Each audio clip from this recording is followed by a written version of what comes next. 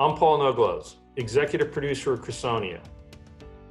Thanks for joining us for this installment of Crusonia Conversations, where you get live answers to your questions from globally recognized thought leaders. Crusonia brings together innovators, entrepreneurs, investors, experts, and people passionate about the premise that food is health, to both drive awareness and, more importantly, find actionable solutions. But until we get to a place where food works to prevent and reverse the health crises we face today instead of foster them, these conversations and our annual forums work to make connections and bring valuable information and advanced dialogue from farms, research labs, corporations, and kitchens.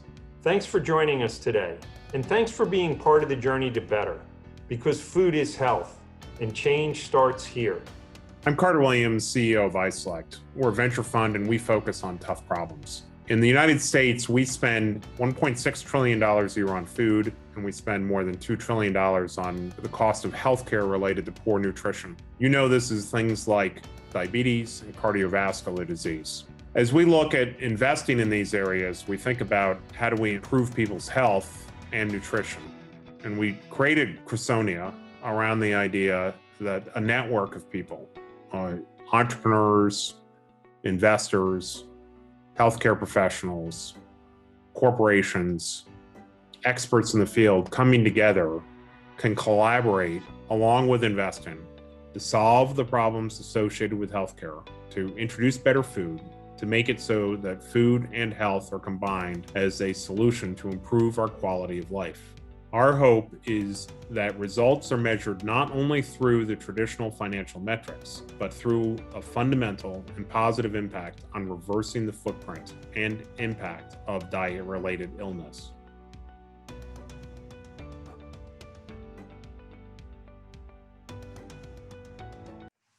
Hi, I'm Paul Noglows, Executive Producer of Crusonia.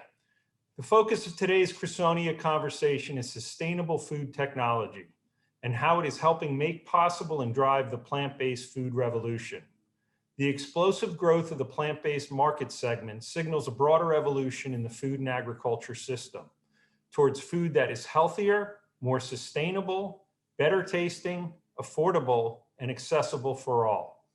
Technological innovation is making it possible to react to and fulfill changing and broad-based consumer demand and preferences. Today, we are fortunate to be joined in conversation by two of the architects of this revolution. Matt Crisp, CEO of Benson Hill, a company that's developed a cutting-edge food innovation called CropOS to drive the revolution.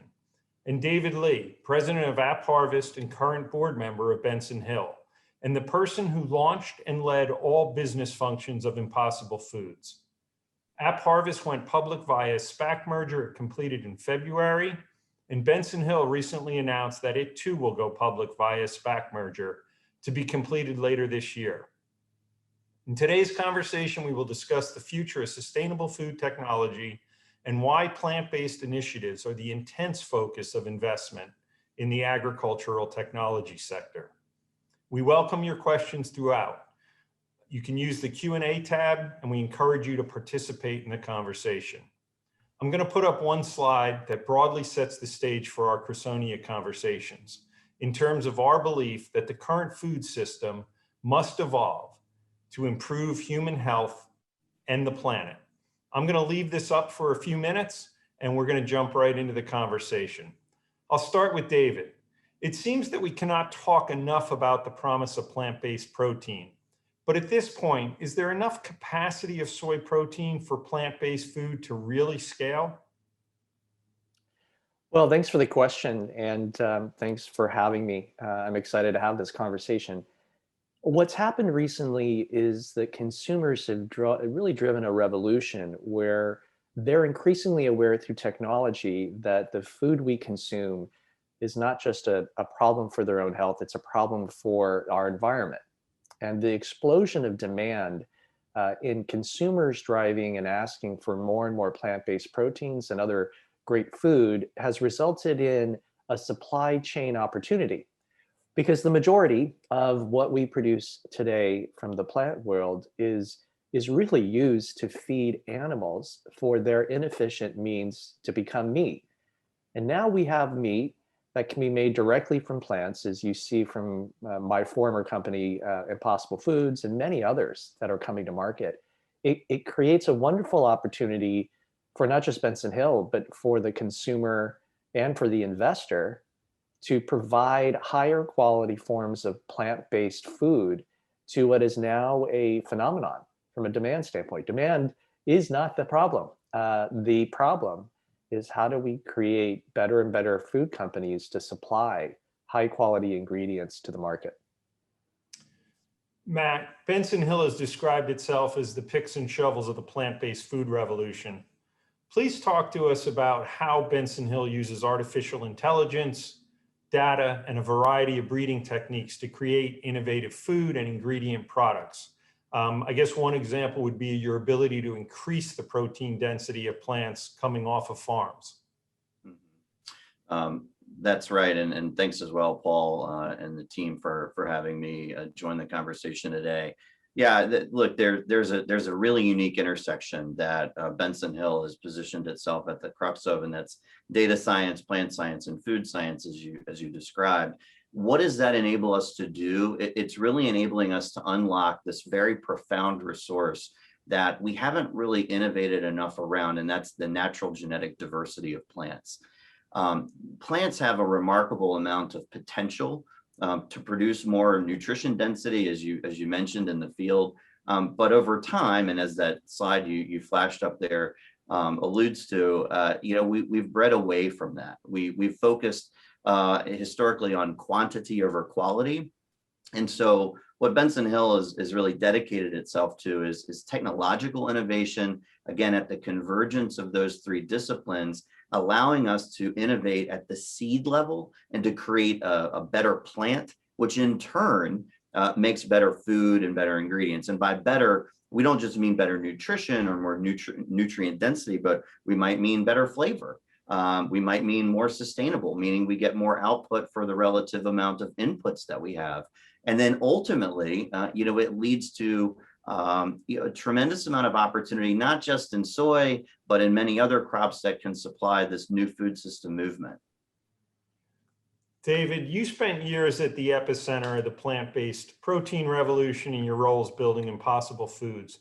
How does our AppHarvest help drive this revolution? And please explain the role of controlled environment agriculture.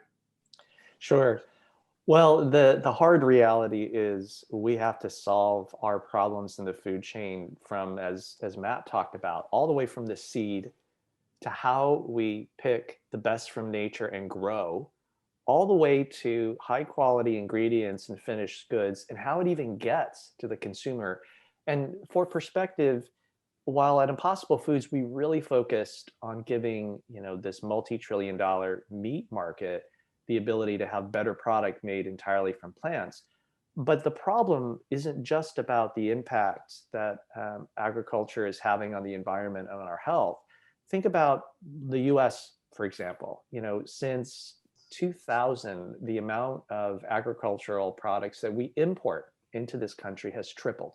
If you just look at vine crops, if you look at tomatoes and peppers and berries, something like 69% of them come from outside the country. And as Matt noted, they're designed for transportability and quantity. They're oftentimes covered in chemical pesticides. They're not optimized for being able to be delicious and nutritious and being able to be provided quickly to consumers. Consumers in the US, only 10% of consumers eat enough fruit and veg for their health. And so the simple solution is we have to make our food more efficient.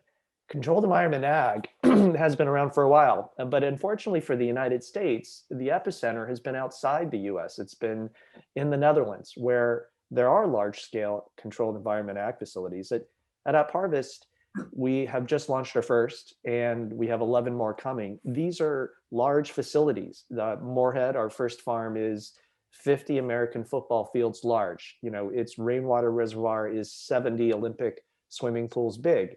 And because we're large and we have a 30x improvement in productivity and yield, we can provide products that aren't covered in those chemical harsh pesticides. We can provide them within a day of 70% of the US population. And we can do it using recycled rainwater, 100% recycled rainwater, for example. So controlled environment ag is just one part of an unfortunate global problem we need to solve. I'm also super excited to work with Matt and his team as a board member at Benson Hill, because what's wonderful about the business of Benson Hill is I really think it can solve horizontally across the entirety of this food supply chain that's broken, from the seed all the way to how we grow to how we make better food for the environment. And it goes beyond the US, but the US is unfortunately a very good example of how big the problem is that we need to solve. Wow. Well, I have a question for the both of you. David, before Impossible, you spent almost 9 years at Del Monte Foods. And Matt, you grew up in venture capital space and understand the convergence of plant science, data science, and food science. I think a pertinent question for our discussion today, are the biggest established players in food, are they able to innovate in the same way this new wave of upstarts seems to be? David, you want to kick that one off? Yeah. Well, given that I was a part of Big Food, the business at Del Monte was a couple $2 billion of producing fruit and veg. And while I like to think as a public company at Del Monte before we took it private, that we were trying to be part of the solution, the hard reality is that very large incumbents have quarterly earnings to hit. They have fixed cost structures to manage. It is very hard to ask any leader, however passionate, however aware those leaders are, to cannibalize your own business, to frankly risk your job if you're a Section 16 officer of some of these many great food institutions, to pivot towards where the consumer is going quickly. A big part of why I was excited to work at Impossible Foods and to help Matt at Benson Hill is new companies, well-funded, now increasingly by public company investors with real new technology, have the benefit of a clean sheet of paper to design the future large global food companies in a couple of decades from now. It is just tremendously difficult. And I've seen it both as a customer at Impossible Foods, looking for better and better ingredients. And I see it from a consumer standpoint too, where there really is a bit of a cynicism, you could almost say a bit of skepticism by end-use consumers that big food, that big ag can be trusted. And these are really strong impediments, I think, for the revolution that we need to occur to be led by big companies alone. They are a part of it. There is no question, but it's going to require younger upstarts with more dramatic change in mind, in addition to the heart of the industry. And I'm very optimistic it will happen because the consumer is now demanding it. And consumer movements, these populist notions, have a way of breaking through and creating lots of change for large players and small ones. Matt, do you have anything you'd like to add? Yeah, I would say that, when you do think about large incumbents and the incentive structures, I agree 100% with David's comments on that. I'd also offer that, when you look at innovation and when we think about technological innovation, particularly in the food system, which, by the way, I don't have a background in food and agriculture, but if I contrast food and ag and the value chain to other verticals that I've seen adopt innovation and accelerate innovation towards the end markets, I'd say that there's also a major opportunity to innovate the business model. That doesn't mean we need to tear down the whole system and rebuild it, but remind ourselves that this system and the very, very large players who effectively dominate it built this for scale. And the consumer side of the equation, the demand side, is indeed catalyzing change or demanding change much faster than the current system is equipped to deliver it. And I think it's just incumbent upon companies like Benson Hill and AppHarvest and others to, again, not just think, how can I make the better product or the more the more healthy outcome or the more tasty outcome or the more sustainable outcome, but importantly, how can I also deliver that to people who care? And if we're not mindful about both sides of this innovation paradigm, I think that we're leaving a lot of opportunity on the table. And I think, frankly, that we're adopting some of the same friction that might persist in the category today. Great. We're kind of jumping around a little bit, but I'd like to, you brought up consumer demand. If we can put up the second slide.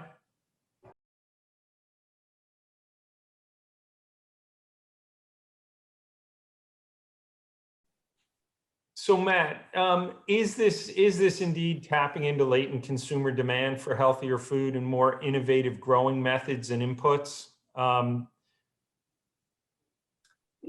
mean, when we say latent demand, I certainly believe the answer is yes. I think what has caused pent-up demand, latent demand, I would say that this was an emergent theme. Some would have even called 5 or more years ago a fad that has become a trend on on an accelerating track that we're not going backwards on. That has been further accelerated by the pandemic. When we're all locked in our homes and we're making more and more of our own food, we become aware of what it does for our bodies and where it comes from and what the environmental implications are in our food production system.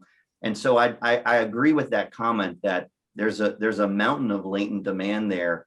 But what I'd offer is that the consumer is smarter than they've ever been, and getting smarter all the time.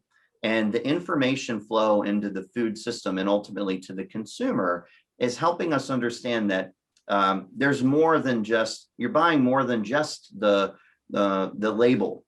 You're buying more than just the values that the company that's selling to you is providing.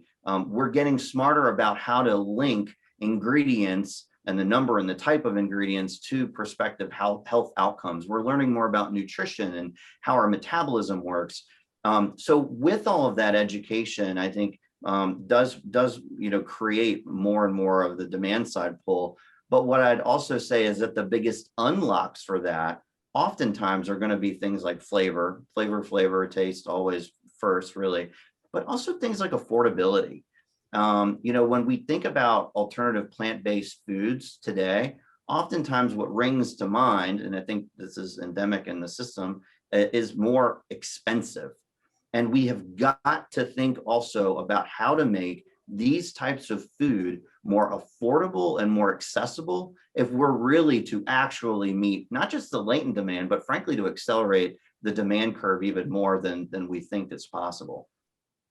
And so I'm going to link these next two questions. The first one for David. You seem to imply the opportunity was not about vegetarians, but the much broader meat-eating population worldwide. And so is this more about creating broader consumer choice and less about substitution? I was hoping you could. I think, listen, let me be a little provocative. The demand that we're talking about for plant-based products is no longer latent. It's been around for decades. People for decades have wanted healthier food options that taste great. What's new is that for the first time, for many of these markets, the meat eater market being one, but frankly, the consumer, all consumers of vegetables, whether they're meat eaters or not, what's new is that companies like Benson Hill and AppHarvest and Impossible Foods are using technology to meet the real, non-latent, obvious demand that incumbent products have failed to deliver on. One example is William Blair did some primary research, issued a 50-page report on plant-based meat as one example. And they noted that our work in Impossible Foods meant that something like 90% of the consumers of the Impossible Burger are hardcore meat eaters. They are not the important, but pretty small but fast growing plant-based consumer. And if you think about what Benson Hill's doing, if you think about what AppHarvest is attempting to do, we're trying to serve the heart of the market. And that market requires affordability, as Matt has mentioned. When we designed our first Moorhead farm, we designed it to produce one of the more ubiquitous forms of fruit and veg, the good old-fashioned tomato. And if you go to grocery stores, you can find our tomato on the vines for 99 cents. We're not interested in the precious, expensive fringe market. We're interested in creating a revolution in the heart of the market. And so I think the opportunity is not for an emerging trend. It's not for, frankly, what has been called latent demand. It's for the obvious demand by the majority of the biggest food markets that, frankly, have had to compromise for decades on product that's not as good as what technology can create. I think that's the bigger, more important market that the companies I'm interested in are really seeking to serve. And so, Matt, I'll just put it to you as a follow-on. It sounds like, are these innovations actually allowing growers and CPGs to offer food that they actually couldn't even offer in the past? I say yes, and to offer food with a set of sustainability profile, with a sustainability profile, and for a price point that they also couldn't offer it. And if you want to take it back to the grower, let's use this as an example. One of our flagship products that we're really excited about is called ultra high protein UHP, where we can produce a soybean that has such high nutrition density in the field, in the bean, in the field, that we can disintermediate some of the extremely expensive water and energy intensive processing between that plant and its harvest, the beans from its harvest, to the ingredient that is the primary input, the number one base protein ingredient for the alternative plant-based category. Okay. Because we can take a lot of, using the natural genetic diversity that's already there, by the way, because we can take out of the system a lot of the cost associated with that, we can work with a grower, our grower partners, and provide more on-farm profitability by paying a premium. We can move through our value chain in an identity preserved manner, the product, maintaining its integrity separate and apart from the commodity system. And then we can turn around to our customers, let's say the CPGs of the world, and offer it for a substantially less price point than they're currently paying for the ingredient to serve that purpose, and still have a very attractive margin profile in the middle. And so when you go back to this comment you made about picks and shovels, this is what that means. And I agree again with David on this. It's in the crosshairs of the mass market here, because if we really want to unlock the demand side fully, and we're able to see the types of cost savings we can provide a CPG pass along to the customer, it's actually, it's deflationary, right? I mean, we're talking about an acceleration of the trend that's here. And we're talking about doing it in a manner that is brand agnostic. That's the picks and shovels line, right? It's Impossible, maybe a smashing success. Beyond Meat, maybe two. Kellogg, Tyson, you name it. I mean, there's 50 brands that have made public announcements in the last 12 to 18 months about developing great products for this category. And some will be winners and some will be losers. But what our focus and intent is by going back to the seed and starting better from the beginning in this food value chain, we can supply to any number of these folks, right? We can supply the tools, the technology, but very importantly, the product outcomes that enable them, and in turn us as consumers, to enjoy the benefits of technology that can be brought into the system. So if you read a lot of research on this, it seems like folks always go back to saying that price will ultimately limit the growth of plant-based protein. And it sounds like, coming from both of you, that you don't believe in and you don't agree with this argument.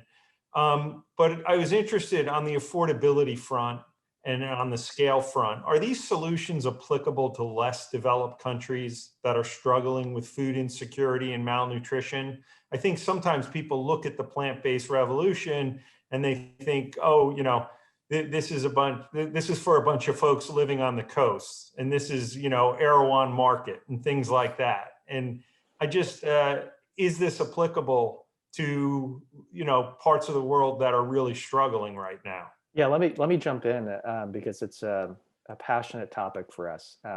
The short answer is absolutely. So let me back up. The United Nations estimates that we need 50% more food by 2050 globally. 70% of the rainwater that exists today is already used to produce food. So based on the math, this is a global phenomenon. And for the moment, while I really believe in the business of plant-based ingredients to serve, for example, the meat market, put that aside. This is about growing better fruits and vegetables, period. If you look at Singapore's 30 by 30 initiative, or if you look at the diplomatic crisis in the Middle East that spawned an increased notion of food security, if you look at the disproportionate impact climate change is having on less developed economies, the places in the greatest economic need are getting devastated more by climate change. There is a mandate for even places that are developing to have technology that can be used to produce more and more food. We have an opportunity in the United States to create a leadership position that can be used to solve many of the global problems everywhere.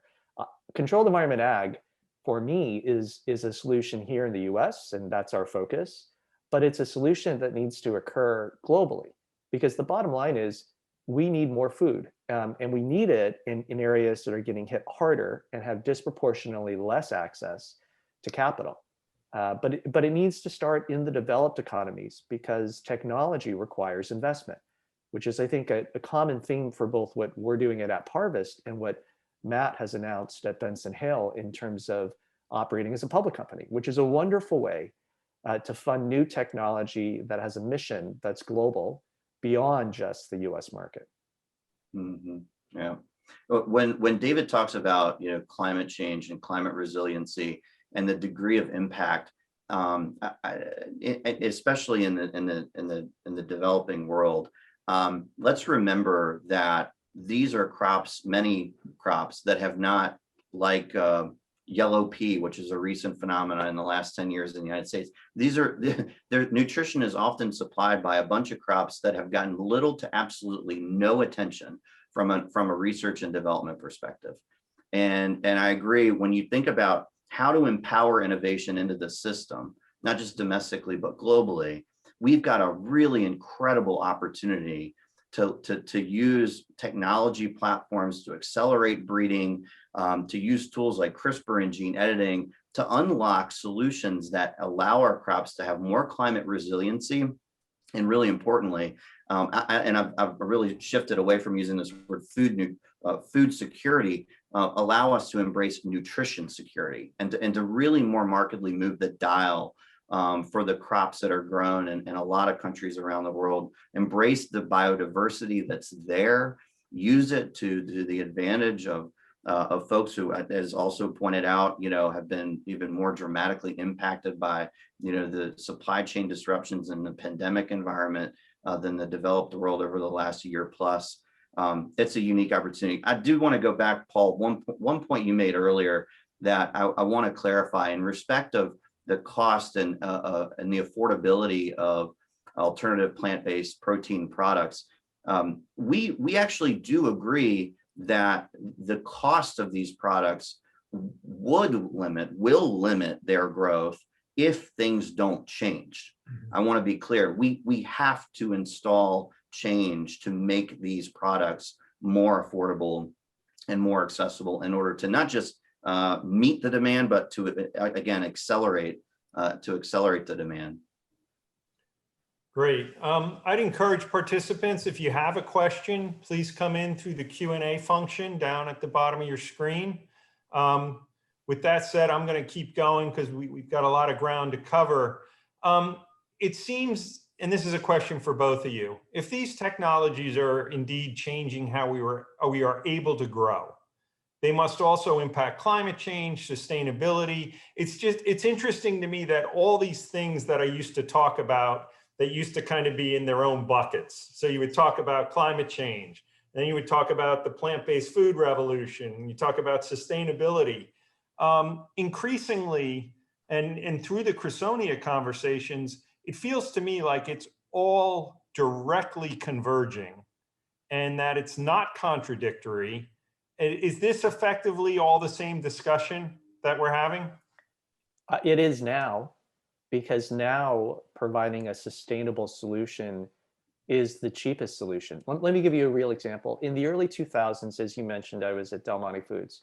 Back then, as I sought to, sustainably receive a tremendous amount of fruit and veg, Central California farmers were enduring drought. This is the early 2000s. They were pulling up peach trees and planting nut trees. These are 10-year bets on a shifting climate. So this was in the early 2000s. You fast forward to today, well, look at AppHarvest in our first farm. When you can recycle all the rainwater, when you can use 90% less water, when you can cultivate skilled local labor, instead of the expensive and low quality treatment of migrant labor in food, when you don't have to spray your products with pesticides, when you forego a week of chewing up your expensive diesel to get your product, to the market, these things that we are doing to increase our yield by 30x, they happen to be consistent with our ESG mission, but they're very consistent with how you have to create financial resilience in a company you build.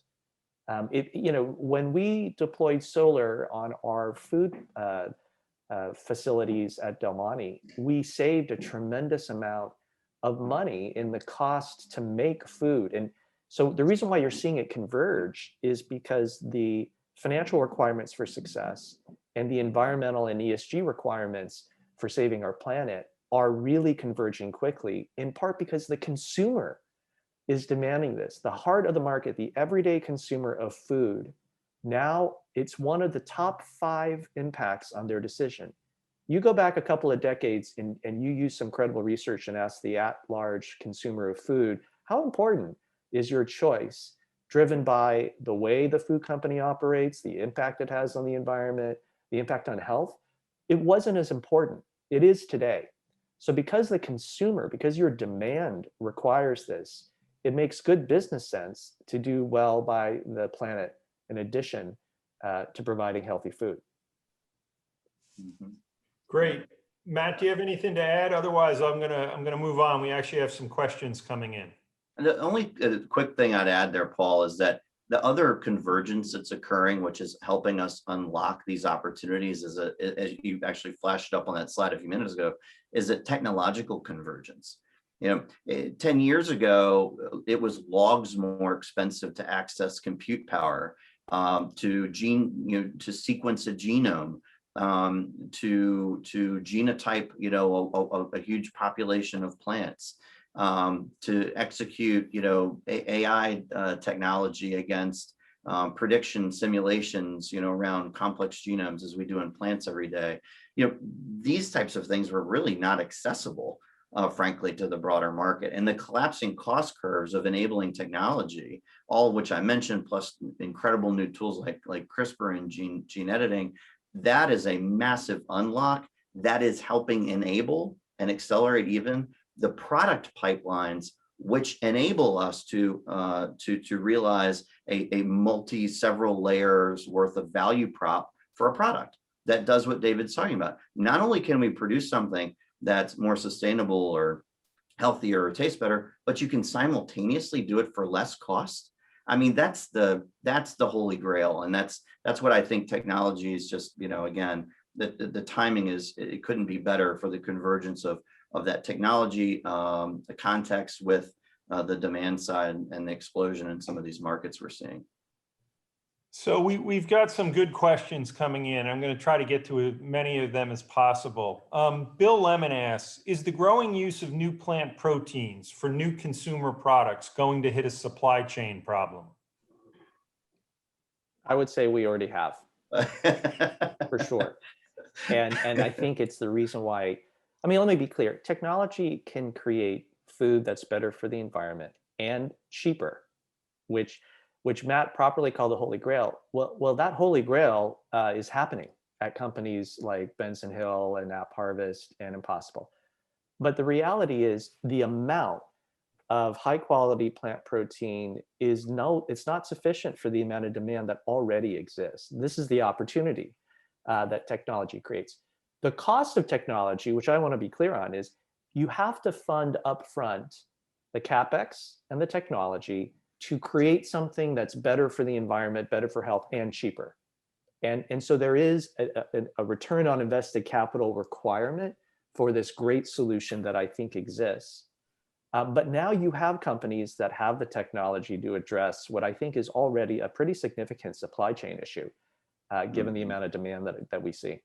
Yeah, we estimate that there's 1/80th of the capacity that's needed just for the base soy protein ingredients for forecasted demand in the next 10 years. 1/80th, and we're already tapped out, and we're already seeing the prices of these base protein ingredient inputs skyrocket. So I mean, our perspective is, of course, you don't need to build some of that supply chain capacity. Rather, we need to load the system up with more innovative products and use that as a mechanism to meet the demand. But we certainly have supply chain challenges, and 100% agree. Terrific. Sue Harkenhauser asks, what role does the quality health of the soil affect the output of the product? Is this part of the equation for the high protein plant/bean? What needs to change for positive impact? Well, I'll start. Oh, go ahead, Matt, you start. Well, I was only going to offer that, soybean and other legumes are incredible organisms because they can fix nitrogen in the roots. They're legumes. And that's helpful, of course, to supply nutrition into our diets, and it's one of the reasons why legumes are used, as a primary protein source. But being responsible around soil health and using regenerative ag practices is a massively important component for the success and the conservation of a system like this. And so when we talk with our partner growers around this topic, there are and will be more opportunities to help bring value back to the growers who are innovative and who are thinking exactly along these lines.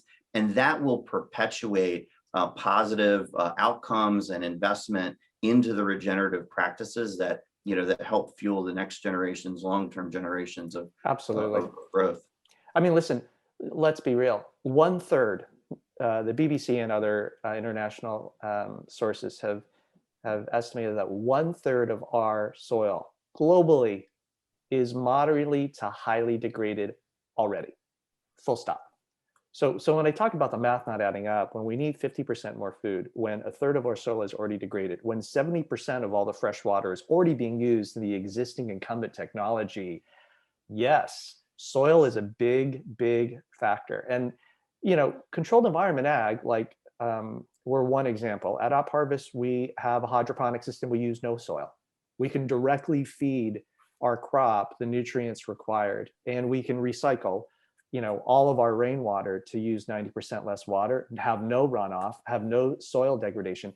And many companies like AppHarvest need to grow quickly because the extent of the problem goes far beyond just the higher quality, higher protein ingredients market. It's there as well.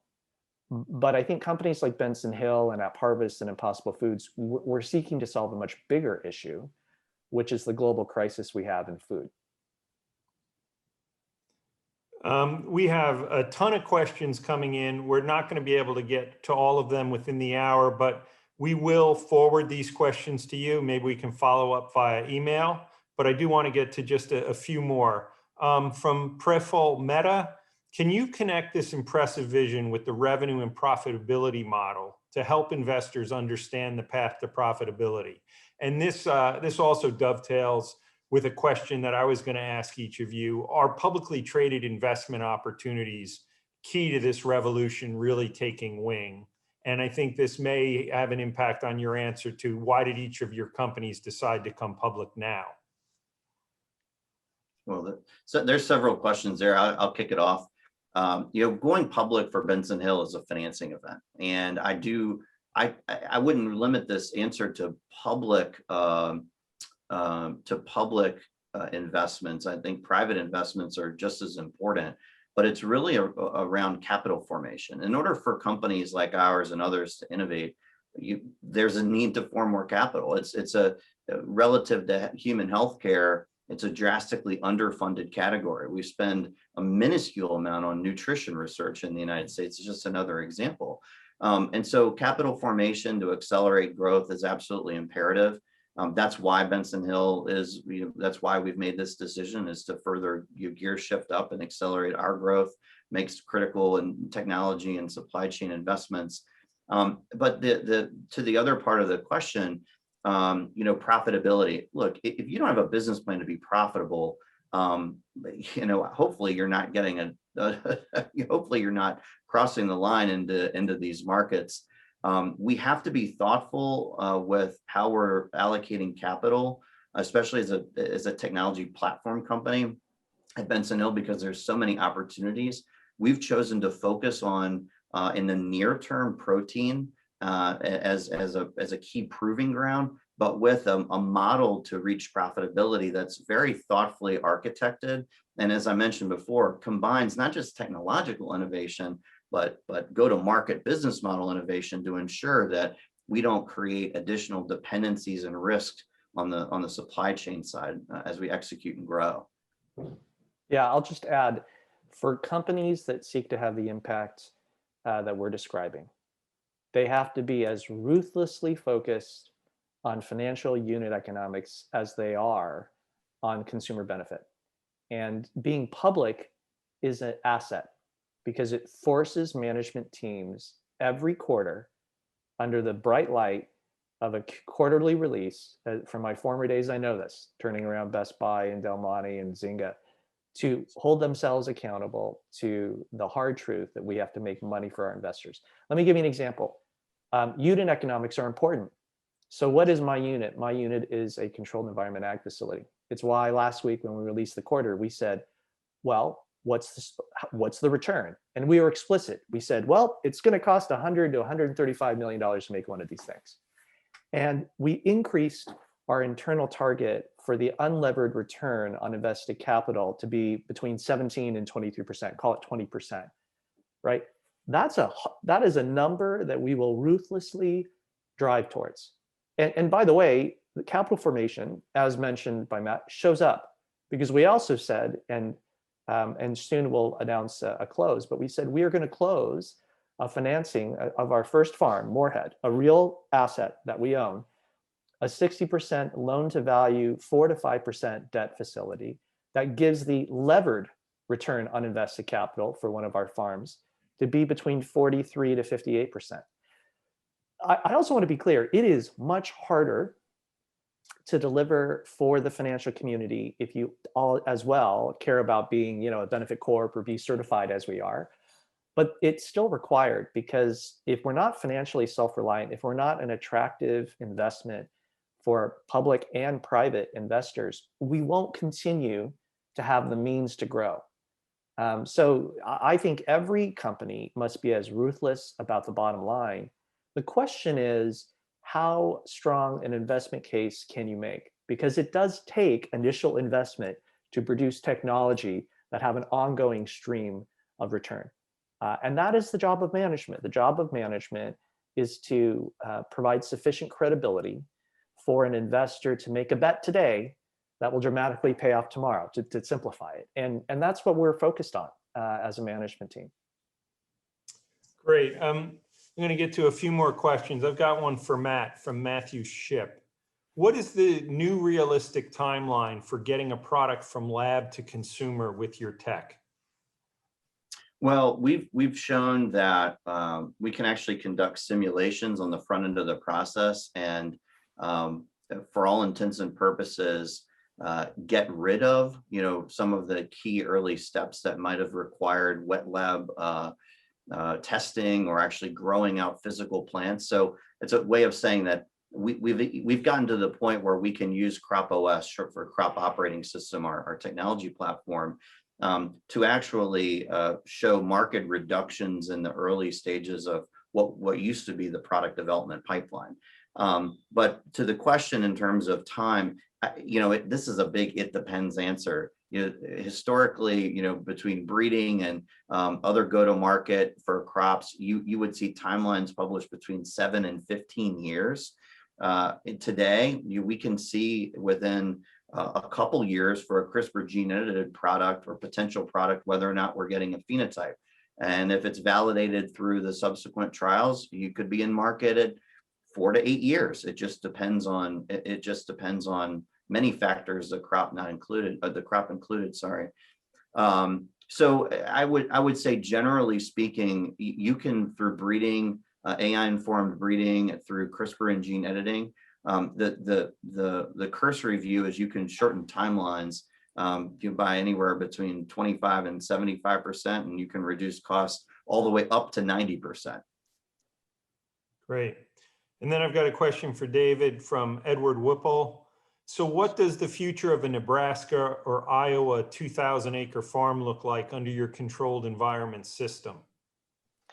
Well, a leading university estimates that we need 17 to 22,000 acres of controlled environment ag production, new to the system in the US, just to replace the amount of imported product that, forget about the farmers in Nebraska and Iowa.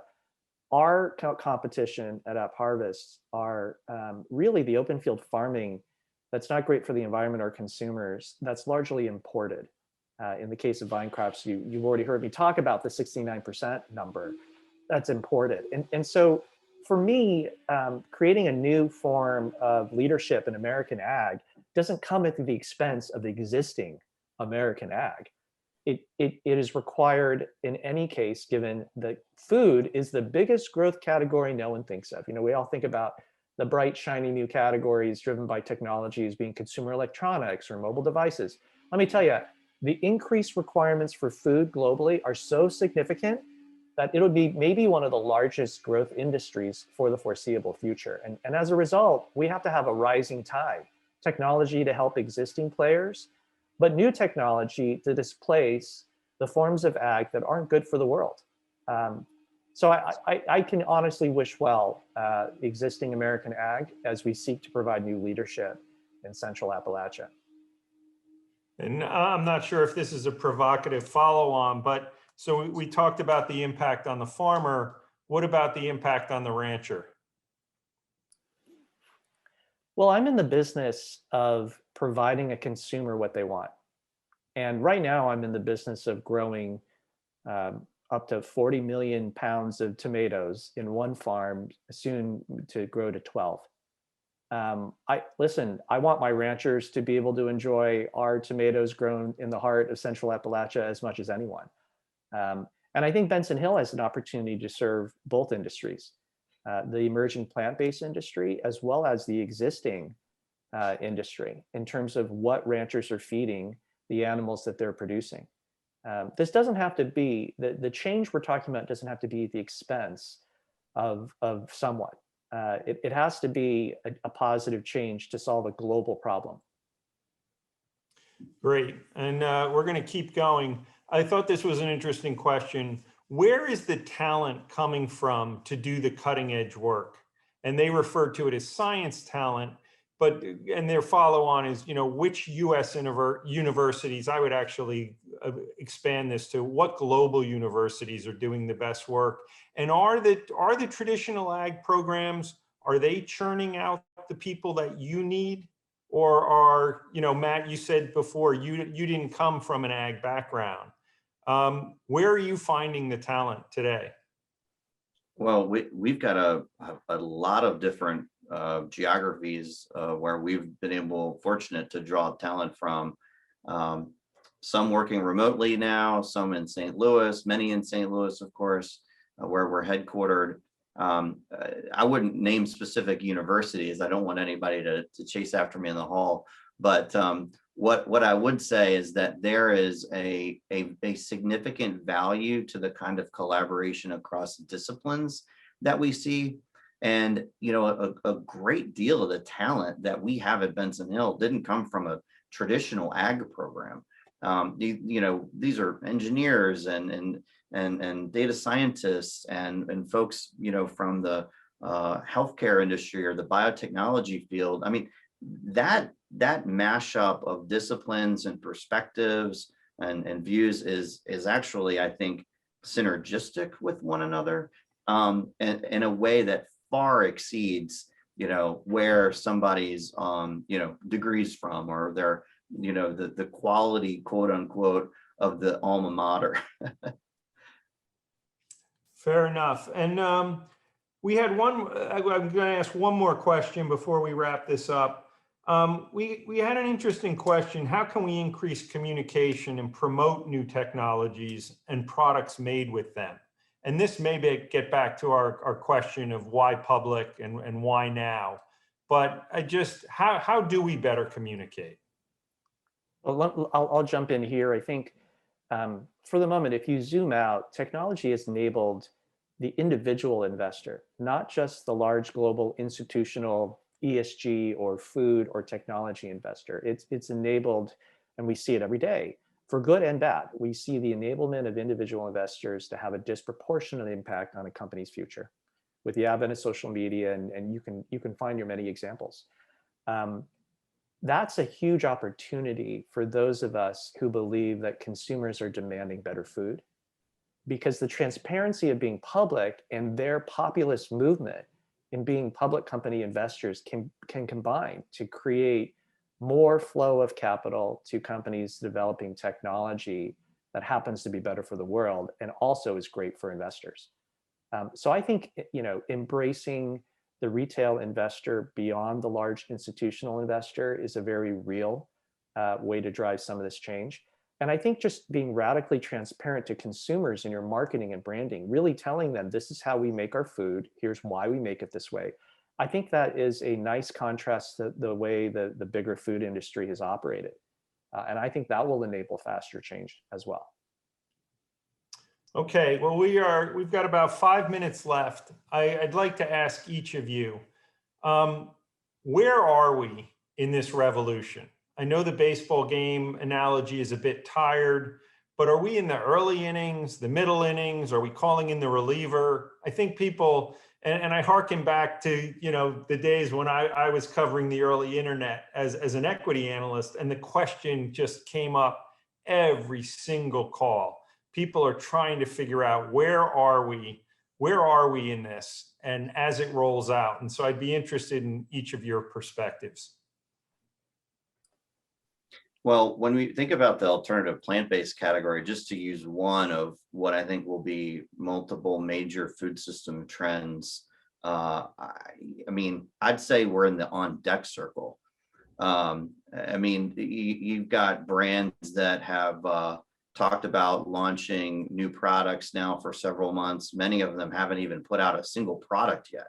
And a market that is not very large, really, and projected to grow at somewhere, but depending on who you ask, 20 to 40% compounded annual growth rate for the foreseeable future. Every couple months, there's new data coming out saying that a larger and larger swath of the market will be open and accessible to these types of products, to the tune of getting, the most recent one that I saw was more than $400 billion in the next 12 to 15 years. This is from a base of a few $billion today. So I would call that once in a generation kind of growth. And we're not yet in the batter's box, frankly. I would, from a technology enabled supply chain standpoint for food, we are just starting the first inning. For the planet, unfortunately, we're in the 9th inning.